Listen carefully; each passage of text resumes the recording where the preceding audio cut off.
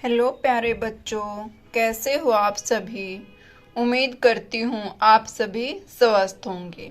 बेटा, आज हम आदर्श जीवन मूल्य पुस्तक से अध्याय 15 जिसका नाम है विनम्रता जीवन का वास्तविक आभूषण के प्रश्न उत्तर पढ़ेंगे।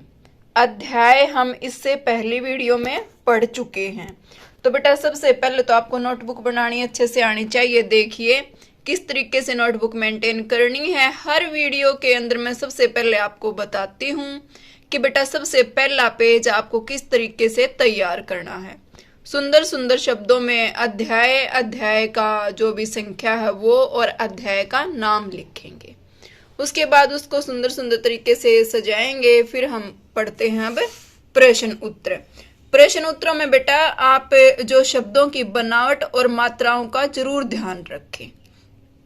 तो इस अध्याय में हमने विनम्रता के बारे में पढ़ा था कि जीवन का जो वास्तविक गहना है, जो सुंदरता है, वो हमारे जीवन की वास्तविक सुंदरता किससे है? विनम्रता से, कि हमें विनम्र होना चाहिए। तो प्रश्न संख्या 1, गुरुजन एवं बड़ों के प्रति हमारा व्यवहार किस प्रकार का होना चाहिए?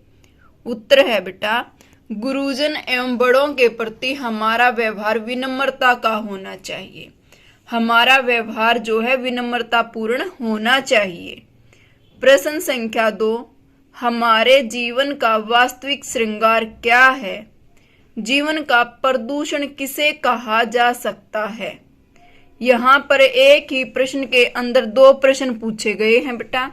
एक तो पूछ लिया है कि हमारे जीवन का वास्तविक श्रृंगार क्या है, और दूसरा प्रश्न है जीवन का प्रदूषण किसे कहा जा सकता है। तो आइए पढ़ते हैं उत्तर प्रश्न संख्या 2 का। हमारे जीवन का वास्तविक श्रृंगार विनम्रता है और अहंकार जीवन का प्रदूषण है। जैसे विनम्रता हमारे जीवन का वास्तविक श्रृंगार है, ऐसे ही हमारे जीवन में जो है प्रदूषण क्या है? अहंकार। हमारे व्यवहार में अहंकार नहीं होना चाहिए। प्रश्न संख्या 3, अज्ञातवास में अर्जुन को किस रूप में युद्ध करना पड़ा? जब हमने अध्याय पढ़ा था तो उसमें आया था ये। उत्तर है बेटा, अज्ञातवास में बृहन्नला के रूप में अर्जुन को युद्ध करना पड़ा। क्यों? क्योंकि अज्ञातवास के समय ये शर्त थी कि पहचाने नहीं जाने चाहिए पांडव, इसलिए उनको अपना भेष बदल करके रहना पड़ा था। प्रश्न संख्या 4, युद्ध भूमि में अर्जुन ने अपने बड़ों का पहले बाण से निवेदन और दूसरे बाण से उनकी कुशलता पूछी, उन्हें मारा क्यों नहीं? तो उत्तर है बेटा, अर्जुन ने ऐसे समय में भी मर्यादा के रक्षण यानी कि मर्यादा की रक्षा और सम्मान के भाव को समझकर उन्हें मारने के स्थान पर जो है उनका निवेदन करना और कुशलता पूछना उचित समझा था, कि बजाय ऐसा करके प्रणाम भेजा और विजयी होने का आशीर्वाद लिया।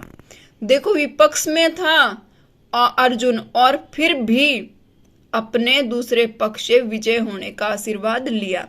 आशीर्वाद में मात्रा का ध्यान रखें, बड़ी ई की मात्रा आएगी और जो रे है वो ई की मात्रा पर नहीं लगेगा। आशीर्वाद, ये देखो पहले मैंने लिख के दिखाया फिर मैंने काटा है, क्योंकि तकरीबन बच्चे जल्दबाजी में ऐसे ही लिखते हैं।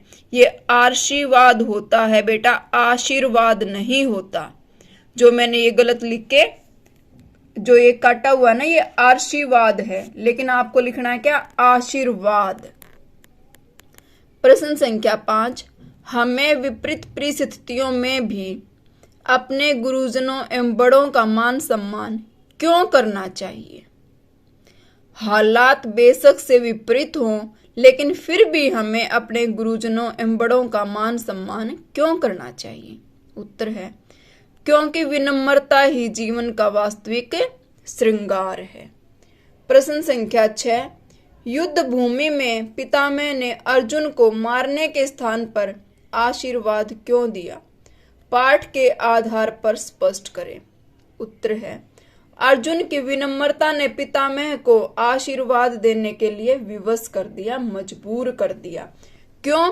क्योंकि अर्जुन ने सबसे पहले उनको प्रणाम किया था और फिर उनका कुशल क्षेम पूछा था। युद्ध के समय में भी दुश्मन पक्ष में थे, लेकिन फिर भी विनम्रता का परिचय दिया था और यही कारण था कि पितामह को आशीर्वाद देने के लिए मजबूर होना पड़ा और अर्जुन को विजयी होने का आशीर्वाद दिया।